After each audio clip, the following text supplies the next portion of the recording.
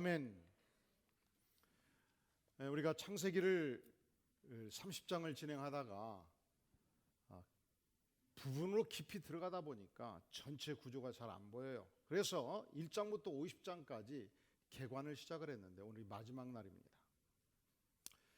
창세기는 1장부터 11장까지 네 가지 사건이 등장해요. 첫째로 창조, 두 번째로 타락, 세 번째로 홍수심판, 네 번째로 바벨탑 사건. 이 안에는 하나님과 인간 관계의 기본 구조가 다 담겨 있어요. 하나님께서는 우리 인생들을 진실로 축복하기를 원하셨습니다.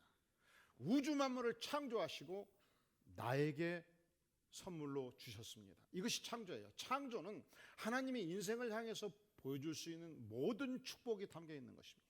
그런데 인생들이 이 하나님 섬기기를 거부했습니다. 하나님의 말씀을 거절했습니다. 타락이 왔습니다. 결국 홍수로 심판하신 것입니다. 하지만 인생들은 이 심판으로 정신을 차리지 못했습니다. 여전히 바벨탑을 쌓으면서 하나님과 겨루기를 원했고 인간의 세력을 형성하기를 원했습니다. 이 어두움의 땅에, 이 절망의 땅에 하나님께서 한 줄기 빛으로 비추셨습니다. 한 인생을, 한 가문을 선택하셨습니다. 그리고 네 명의 인물이 등장하죠. 첫 번째 인물 아브라함, 두 번째 이삭, 세 번째 야곱, 그리고 오늘 우리가 다루게 될 마지막 인물 누구예요? 여러분, 우리가 함께 신앙생활을 하면 모든 인생들은 자기의 이미지, 자기의 색깔을 가져요. 우리 교회에서 10년 이상 신앙생활 하신 분들은 자기 이미지가 있어요. 어떤 분은 언제든지 진실합니다. 어떤 분은 언제든지 마음이 청결합니다. 어떤 분은 지혜가 출중합니다. 여러 가지 색깔을 갖게 돼요. 그러면 여러분, 요셉을 생각할 때 요셉은 어떤 색깔의 인물이던가요?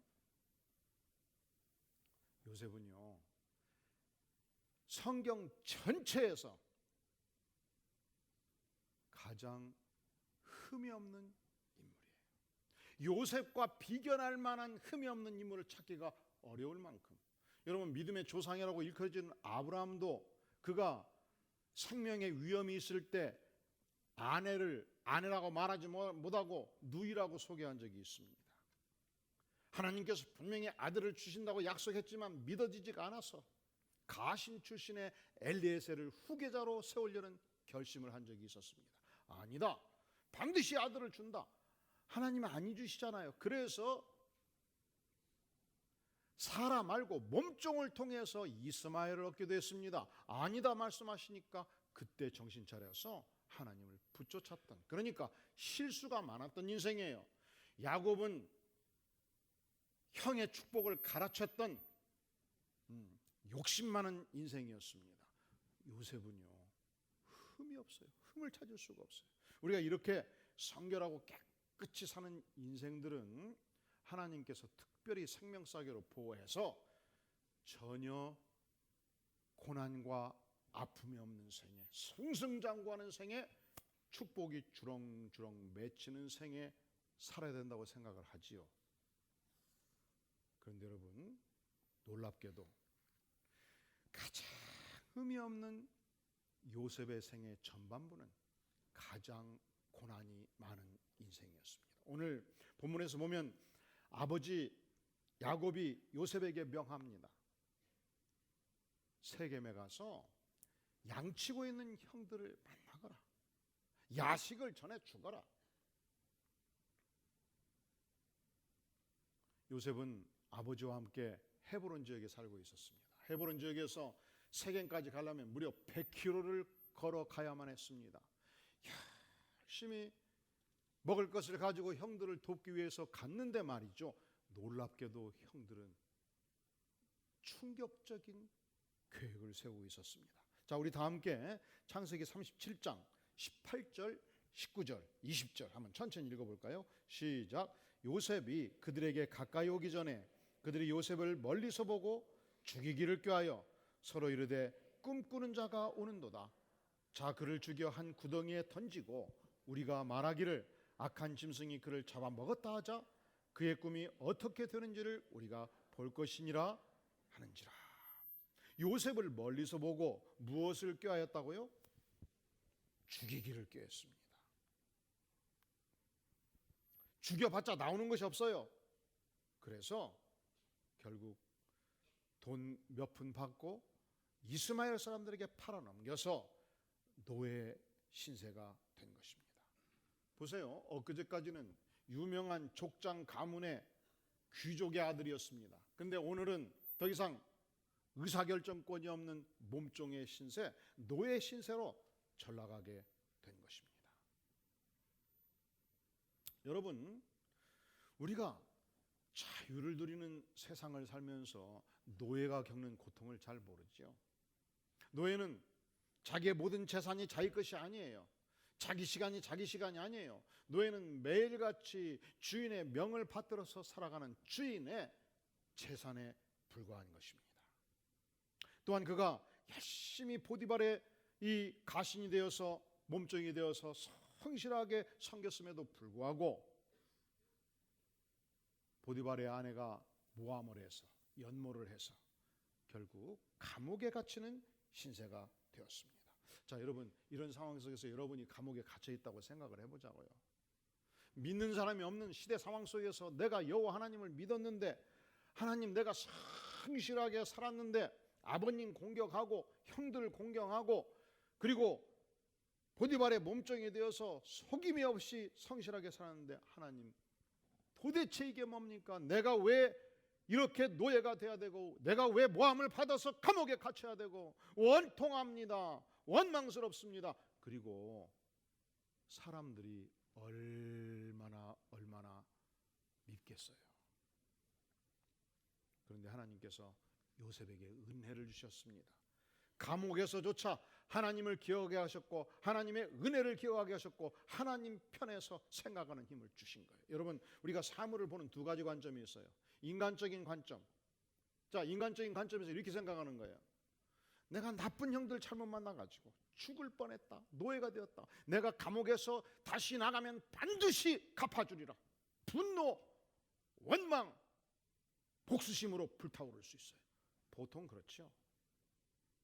내가 나쁜 여인 만나서 모함을 당해서 내가 감옥에 내쳐졌다. 그리고 보디발 그 자식은 뭐야? 어떻게 내가 그렇게 충성을 했는데 그 말 한마디에 나를 감옥에 쳐넣는단 말인가? 내가 감옥에서 나가면 이 두 부부 절대로 좌시하지 않겠다. 이를 갈고 분노하고 그리고 이 감옥에 죄수들과 더불어 모의를 하는 것입니다. 내가 나가면 이 시대장 보디발 집에 금괴가 어디 있으며 금고가 어디 있으며 우리 한탕하고 그리고 불질러 버리자. 그러면 이 감옥 안에서 얼마나 성격이 거칠어지고 인생이 망가지지 않겠어요? 여러분, 우리가 원수를 미워해서는 안 되는 중요한 이유 중에 하나는 원수를 미워할 때 내 인생이 불행해지는 거예요. 원수를 미워할 때 내 인격이 망가지는 거예요. 원수를 미워할 때 내 심성이 거칠어지는 거예요. 내가 망하지 않습니까? 그러면 하나님 편에서 생각한다는 것은, 하나님의 관점을 간다는 것은 무엇을 말하는가? 내가 나쁜 형들을 만나서 노예가 비록 되었지만 하나님께서 은혜를 주시면 언젠가 형들도 만나서 회개하게 도우리라. 언젠가 다시 형들을 만나게 될 때 하나님 앞에 서도록 내가 도우리라. 내가 모함을 받아서 이렇게 감옥에 갇혀 있지만 하나님께서는 이 감옥 안에서도 반드시 뜻을 두시고 내 인생의 새로운 길을 열어주시리라. 세상에 어느 곳을 가든지 하나님이 함께 하시면 형통한 길이 열리리라. 할렐루야. 이것이 믿음의 감정이에요. 이게 하나님의 관점이에요. 이 CR의 소리라는 잡지를 냈던 사상가 함석헌 씨는 이 한국의 역사를 쭉 관찰하면서 살펴보면서 이 한국의 역사가, 이 고난당하는 역사가 꼭 예수님께서 십자가에서 고난당하는 모습과 유사하다고 본 거예요. 그래서 역사서를 썼는데 뜻으로 본 한국 역사입니다. 중국에서 만주벌판에서 강한 세력이 형성되면 그 힘을 가지고 한반도를 점령을 했습니다. 오랑캐가 공격했습니다. 거란족이 그렇게 했습니다. 요나라가 그렇게 했습니다. 몽골족도 고려시대에 한반도를 점령했습니다. 일본도 마찬가지죠. 일본 열도가 강력한 사무라이 힘을 가지고 통일이 되면 힘이 넘쳐나니까 한반도를 점령하잖아요. 그것이 바로 임진왜란이고 그것이 바로 지난 36년 일제 지배가 아니겠습니까? 이 고난의 천 역사를 보면서 이 역사 안에 하나님의 섭리, 하나님의 뜻이 무엇인가 함석헌 씨는 이렇게 말해요. 이 고난 속에서 한반도의 민중이 강한 민족 정신으로 결집되고 연단된다는 겁니다. 그리하여 이 고난의 천 역사를 통해서 하나님께서는 우리 한반도 이 민족이 전 세계를 섬길 수 있는 힘을 축적시켜 주셨다. 그리고 보니까 그분이 그 글을 쓸 때는 1940년대 50년대인데 한 50년 세월을 지내놓고 보니까 전 세계에서 가장 가난한 나라 극빈국가 대한민국이 말이죠. 전 세계에서 선교사를 미국 다음으로 많이 파송해서 전 세계를 섬기는 민족이 된 거예요. 여러분, 하나님께서 우리에게 고난을 주실 때 우리를 괴롭히기 위해서 주시는 것이 아닙니다. 하나님께서 우리에게 고난을 주실 때 우리를 망하게 하기 위해서 고난을 주시는 것이 아닙니다. 하나님께서 우리에게 고난을 주실 때 단지 우리를 창조하고 그분이 무관심해서 고난이 스쳐가는 것이 아니라고요. 하나님께서는 왜 우리에게 고난을 주시는가? 사랑하시기 때문에 고난을 주셔요. 연단하기 위해서 고난을 주셔요. 10명의 형들을 회개시키는데 요셉이라는 인물을 사용하기 위해서 고난을 주셔요. 하나님의 위대한 숨겨진 뜻을 실현하기 위해서 하나님께서는 우리 인생 안에 고난이라는 프로그램을 장착시켜 주신 것입니다. 자, 고난의 의미가 무엇이냐? 우리 예수님께서는 누가복음 9장 22절에서 예수님의 능력을 보고 지상의 왕국을 건설하고자 했던 제자들을 향하여 이렇게 말씀하십니다. 인자가 예수님 자신이 많은 고난을 받고 죽임을 당하고 제3일 만에 살아나야 하리라. 내가 많은 고난을 당할 것이다. 십자가의 고난을 당할 것이다. 침뱉음을 당하고 모욕을 당하고 그 고난의 강을 건너가면서 너희들의 온 인류의 죄악을 한 몸에 안고 십자가에 죽으리라. 그리고 주께서 예고한 바대로 구약 성경이 약속한 바대로 우리 주님께서는 이 고난의 십자가의 길을 묵묵히 걸어가셨습니다. 그리고 주께서 말씀하셔요. 제자들을 향해서 그리스도를 따르는 그 시대의 제자들, 과거의 제자들, 오늘 이 시대의 그리스도를 따르는 제자들을 향해서 나를 따르라 명하십니다. 예수님을 따랐던 바울 사도도 예수님이 갔던 고난의 천 그 길을 직접 스스로 걸어가셨습니다.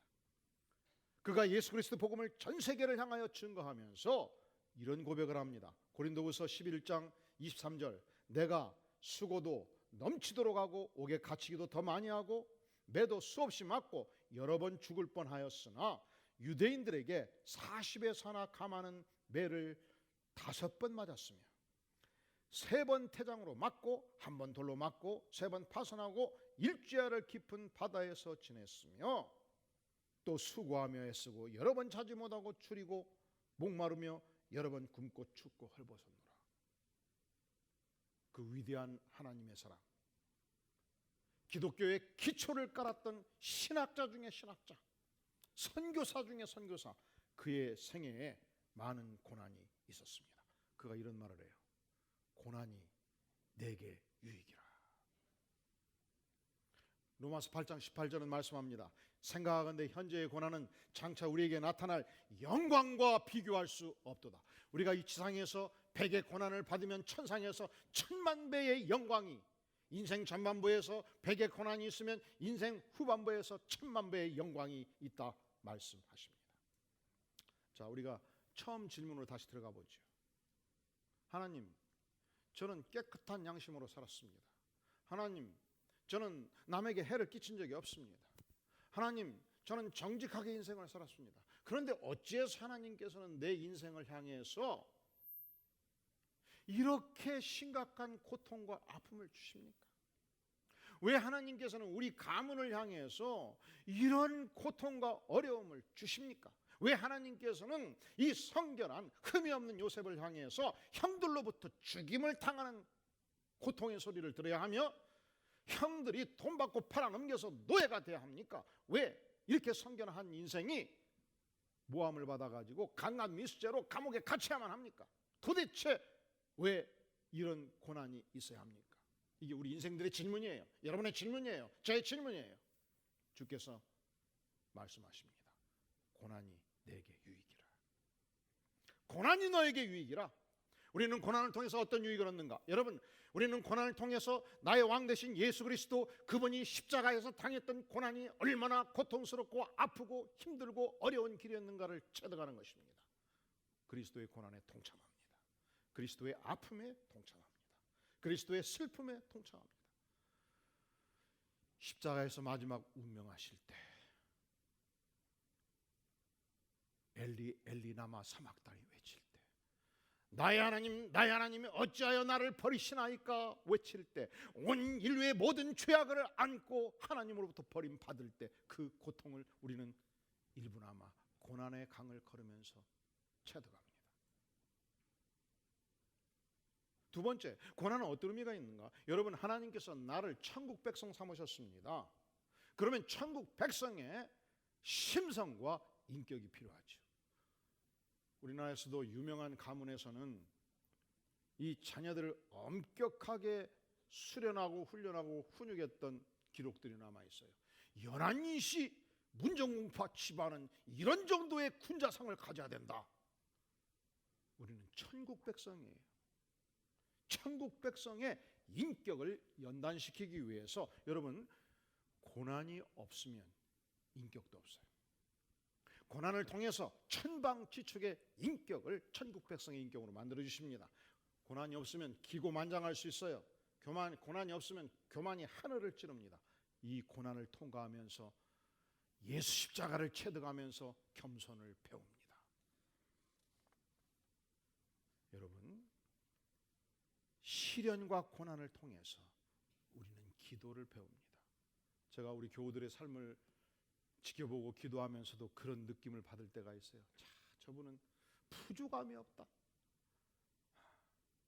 신랑도 잘 만났고 재력도 있고 자녀들도 잘 자랐고 푸주감이 없다. 근데 기도해 보면 푸주감이 있어요. 그냥 기도를 별로 할 필요가 없어. 하나님을 의지할 필요도 없어요. 그냥 모든 것이 다 좋으니까. 근데 그것이 축복인 것 같지는 않아. 하나님이 없단 말이죠. 우리가 언제 하나님을 깊이 아는가? 고난을 통과하면서 하나님을 체험해요. 우리가 언제 전심을 다해서 부르짖어 기도하는가? 이 고난을 통과하면서 전능자 하나님께 나아가서 무릎 꿇고 기도합니다. 이 중국 대륙을 선교했던 유명한 선교사 허드슨 테일러, 그가 세웠던 내지 선교회, 그리고 오늘날 OMF 선교회는 그 선교 정책이 오직 하나님께만 아뢰다, 이런 정책이 있어요. 물론 우리가 하나님께 아뢰고 사람들에게 아뢰일 수 있어요. 그것이 잘못된 건 아니죠. 그러나 그분은 자기를 따르는 모든 제자들에게, 선교회 멤버 전체에게 오직 하나님께만 아뢰다, 이 선교의 정책을 수립하는 거예요. 그러다 보니까 오지에 있으면서 얼마나 어려움이 많고 시련이 많이 있겠습니까? 그걸 오직 하나님께만 아뢰서 받은 거예요. 그러다 보니까 이 내지 선교의 선교사들이 갖는 중요한 특징 중에 하나가 그들이 낙타 무릎을 가지고 있었다, 이렇게 말합니다. 어려움이 있을 때 하나님께 나아가서 무릎을 꿇고 이 무릎이 낙타 무릎이 될 때까지 전능하신 하나님을 붙들고 기도하고 기도에 정진했습니다. 전적으로 하나님을 의지하는 삶을 살았습니다. 그러니까 고난을 통해서 선교사들도 아주 강해진 거예요. 저의 인생을 회고를 해보건대 오래 살지는 않았지만, 저는 저희 고향은 정읍군 이평면 마항리였고, 저는 중고등학교 시절 전주에서 학교를 다녔어요. 그래서 부모님의 시선이 떨어져 있던 관계로 교회 생활할 자유를 얻었어요. 저희 아버지 형제가 6명, 어머니 형제가 7명, 그래서 13명, 부부 치면 26명, 외할머니 외할아버지 다 치면 30명. 이 중에 단 한 분도 예수 믿는 분이 없었어요. 그것도 기적이죠, 그 시대. 그리고 제가 대학 2학년 때 창세기와 요한복음을 공부하면서 예수님을 만납니다. 너무 은혜를 받아가지고 어떻게 주체할 수가 없는 거예요. 만나는 친구들마다 복음을 전했고 전도 생활을 했습니다. 1시간 공부하고 30분 전도하고, 아침 8시면 도서관에 성경책을 놓고 법전을 놓고 날마다 전도를 했어요. 그리고 목장을 화수목금 4개를 인도를 했어요. 그러다 보니까 저희 아버지 친구가 한양대학교 회계과에 앉아 있었는데 이렇게 보니까 경섭이 이놈이 완전 목사가 돼 있는 거예요. 그래가지고 전화를 했어요. 너가 아들 미쳐도 단단히 미쳤다. 올라오셨는데 한양대학교 교정 운동장에 딱 세워놓고 나무를 꺾어가지고 너가 이제는 결정해라. 하나님을 믿을래? 나를 믿고 따를래? 그래서 그랬습니다. 아버님, 육신의 아버님을 제가 믿고 따르지요. 그러나 근본 원리를 따라 항상 아버님께서는 질서를 존중하라고 하지 않습니까? 아버님 위에 계시는 하나님을 먼저 섬기는 것이 마땅한 도리인 줄로 믿습니다. 이놈의 자식이 해가지고 한 100대 때렸어요. 바울 사도는 40에 하나 감하는 매를 맞았지만, 그리고 너는 호적을 파가버리라. 우리 집안에 너는 김경섭은 없다. 일체 등록금이고 하숙비고 오늘로 끝이다 하고 내려가셔버린 거예요. 그리고 한 1년 동안 세상에 거지가 그런 거지가 없어요. 그 이해가 안 가는 것이 한양대학교 인문관 옥상에 올라가면 수십만 개의 불빛이 집이 있는데 내 한 몸을 누일 공간이 없다는 게 이해가 안 가는 거예요. 세상에 어떻게 이런 세상이 있냐고. 그리고 그때부터 하나님을 믿고 하나님께서 반드시 대학을 졸업하도록 도와주실 것을 믿고 할 수 있는 모든 아르바이트를 다 했어요. 근데 한 가지 확실하게 알았어요. 아무리 열심히 아르바이트를 해도 등록금을 마련할 수 없다. 분명하게 깨우쳤어요. 그런데 2학년 어느 날 8월 25일 1차 등록금이 마감됐습니다. 9월 5일 날 2차 등록금이 마감이 됐어요. 9월 10일 날 3차 등록금이 마감될 때에 간절히 기도하니까 하나님이 주신다고 해서 회계과에 가가지고 친구들한테 누구든지 나를 찾으면 회계과로 오라 그래가지고 딱 2시부터 앉아갖고 기도를 시작했어요. 4시 55분 아무도 안 와. 5시 되면 마감이요. 저는 그때 확실하게 누군가 올 줄 알았거든요. 왜냐하면 확신과 받은 게 있었는데 5시 5분이 돼도 안 오더라고. 최적이 돼버렸어. 최적. 그래서 깨우친 바가 있어 학장님을 찾아갔습니다. 김기선 학장님. 학장님, 평소에 가르침을 받아서 이제는 학장님께서 하신 말씀에 책임질 때가 되었습니다. 양반이 뭘 막 쓰다가 책임지라고 그러니까 고개를 딱 들더니 야 내가 뭘 책임지냐. 학장님께서는 법을 공부한 놈들이 세상을 살면서 돈 몇 푼에 휘어가지고 정의를 버리고 진리를 버리는 이따위 놈들에 대해서는 안 된다. 학장님, 내가 반드시 한양대학교 이름을 빛낼 것입니다. 그런데 돈 몇 푼에 잘라놓으면 한양대학교를 먹히는 거 아닙니까? 그랬더니 이 양반이 탁 일어서더니 너 지금 등록금 못 냈냐? 난 등록금 몇 푼 갖고 얘기하는 것이 아닙니다. 그건 너가 아버지한테 얘기하거라. 그 사건으로 결론은 그래요. 제가 최적되지 않았고 그때로부터 단 한 번도 휴학하지 않고 졸업하는 축복을 누렸습니다. 길게는 얘기할 수 없고 그때 기도를 해보니까 하나님이 사업을 하라고 그러더라고. 너 혼자 죽으라고 벌어서 알바해서 등록비 되겠냐? 5명은 고용을 해서 일을 해가지고 등록비 벌어서 장학금을 주거라. 그래가지고 2사람 장학금도 줬어요. 하나님이 함께 하시면 능력이 나오는 거예요. 하나님이 함께 하시면 안 된 일도 이루어진 줄로 믿습니다. 그런데 그때 저는 처음 예수 믿을 때 저를 목사로 삼은 줄 알았어요. 그 기간 동안에 날마다 전도하면서 목회에 관한 모든 것을 배웠어요. 그때 큐티를 배웠고, 그때 하나님의 말씀을 배웠고, 그때 전도를 배웠고, 그때 목자를 하면서 양육하는 것을 배웠고, 그때 3년 동안 오늘의 남은 인생 전체의 기초 실력을 하나님께서 근육을 만들어 주셨습니다. 고난이 축복입니까? 고난이 저주입니까? 그러면 진실로 그러합니까? 그러면 제가 이렇게 기도될까요? 하나님, 우리 안디옥교회 성도들에게 말할 수 없는 고난을 주셔서 인생의 풍성한 축복을 누릴 수 있도록 도와주시, 마지막을 알아기를 원하시지요.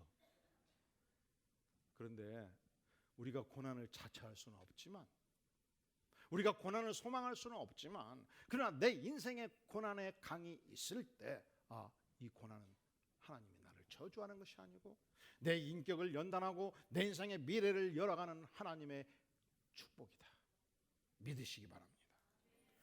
네 번째, 왜 하나님께서 우리 인생에 고난을 주시는가? 우리는 고난을 통해서 인생의 성결을 회복하게 되는 것입니다. 여러분, 인생에 축복이 많으면요, 각종 불순물이 낍니다. 돈이 많으면 그냥 돈만 많아지는 게 아니에요. 각종 불순물들이 내 인생을 머리끝부터 발끝까지 장악하기 시작합니다. 그런데 고난의 강을 통과하면서 마치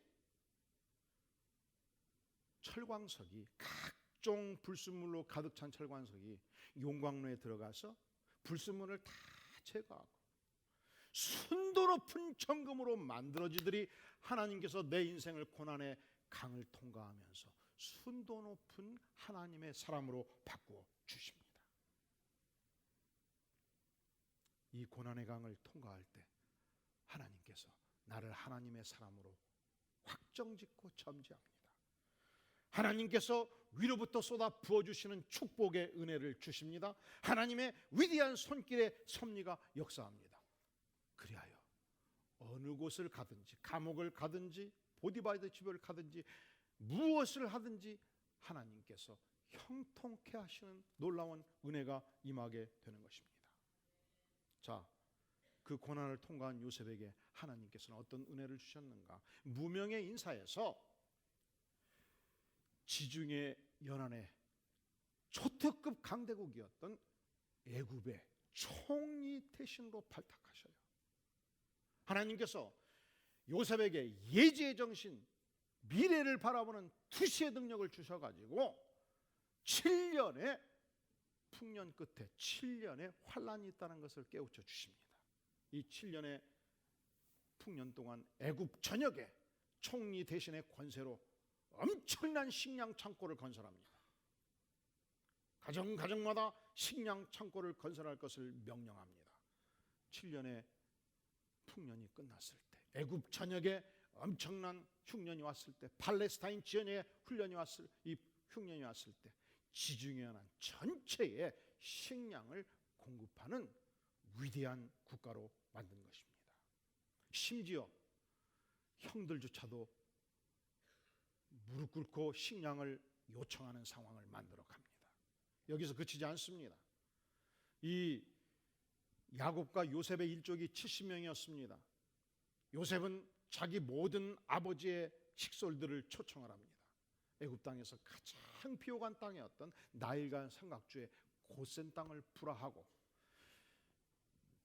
이 한 가족에 불과했던 70명이 400년이 지나서 100만 명으로 자라가는 인큐베이터, 민족의 인큐베이터를 하나님께서 누구를 통해서 만들어 주셨습니까?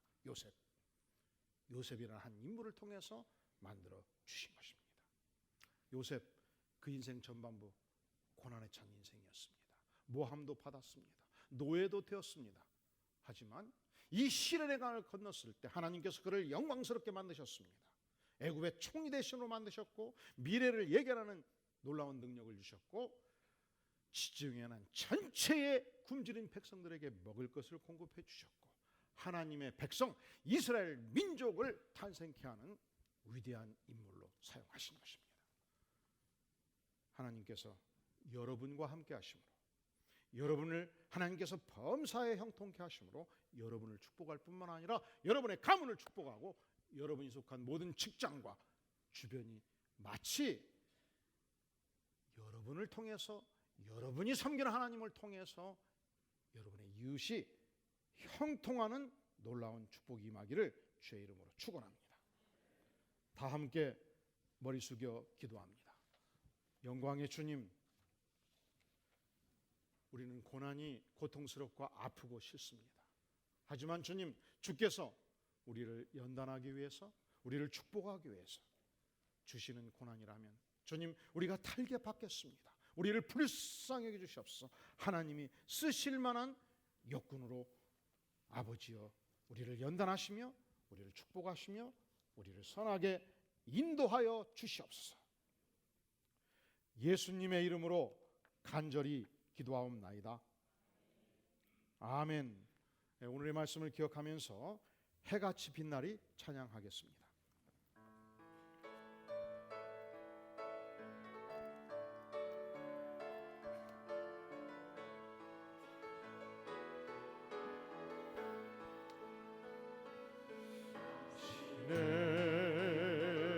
그 섬김이 전국에서 같이 빛나리. 당신의 겸손이 전국에서 해같이 빛나리.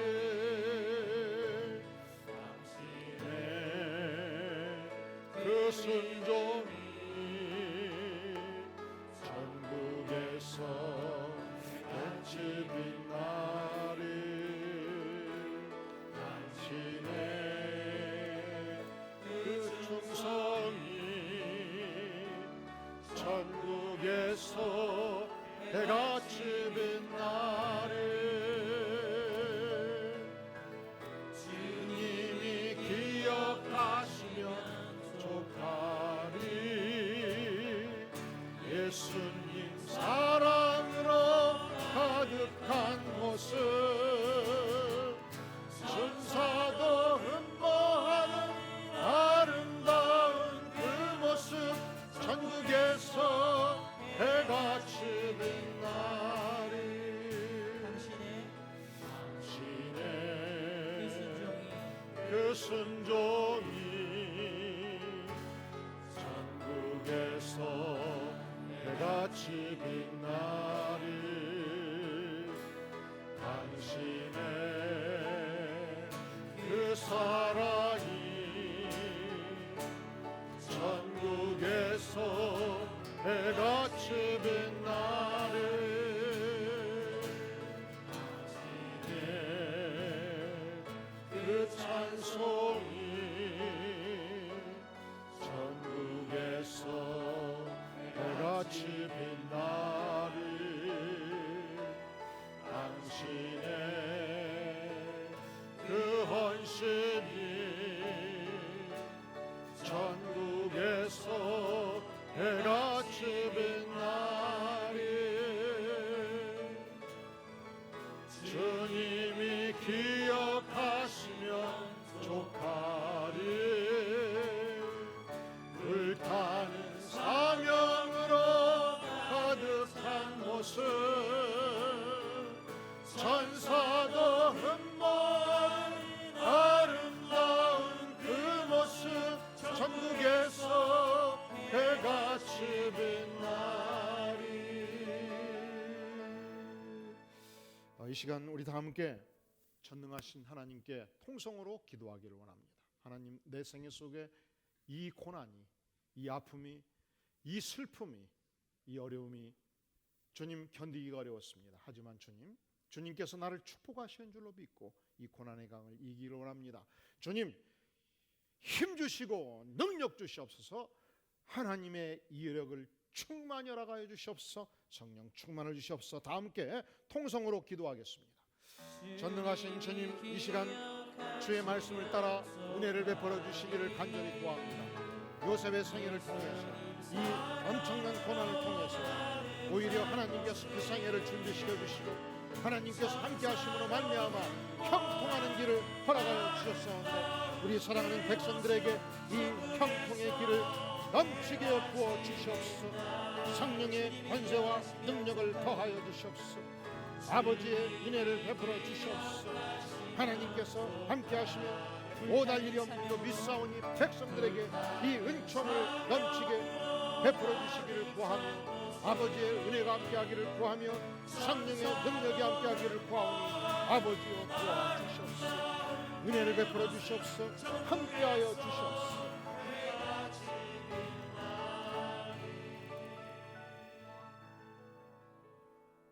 예수님의 이름으로 간절히 기도하옵나이다. 아멘.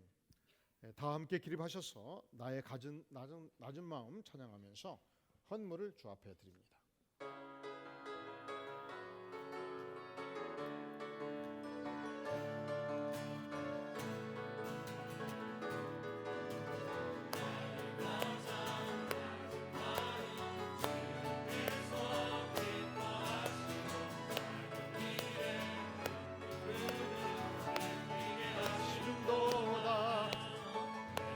지쳐 무력할 때 내게 힘이 되시고 아름다운 나라 내 맘에 주시는도다. 우리에게 축복하신 하나님 사랑 낮은 자를 높여주시고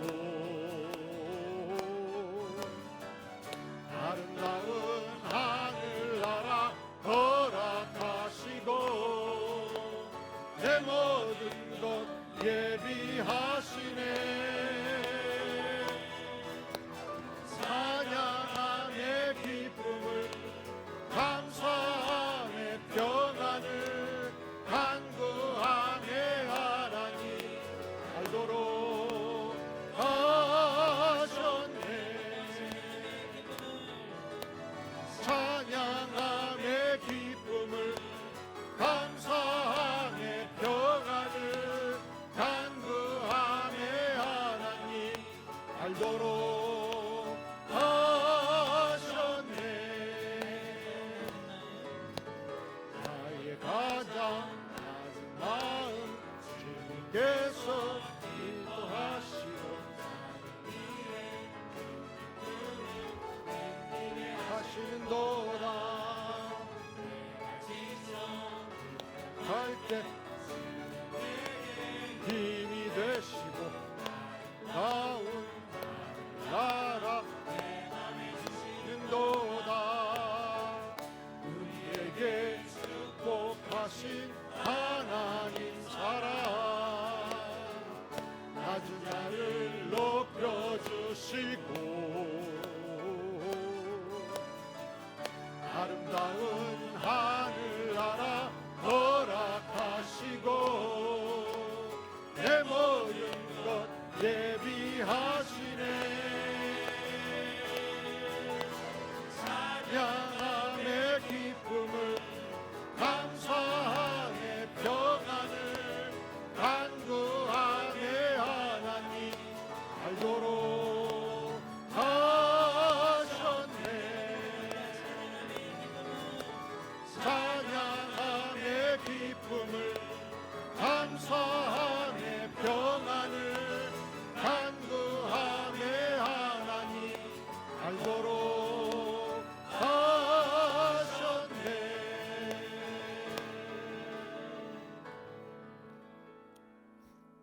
영광의 주님, 이 시간 정성을 모두어 하나님께 감사하며 각종 예물로 나아가는 손길을 복되게 받아주시옵소서.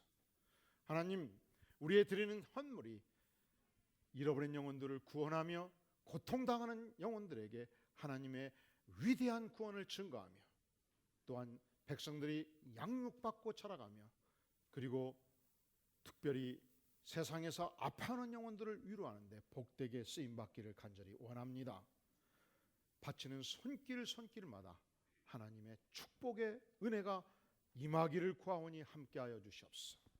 이제는 우리 주 예수 그리스도의 은혜와 하나님 아버지의 무한하신 사랑과 성령 하나님의 임재하심이 진실로 고난 속에서도 주께서 축복하시는 이 은혜를 기억하며 예배로 나아가는 주의 사랑하는 백성들, 심령 후에, 가정 후에, 기업 후에 영원까지 함께 계실지어다. 아멘.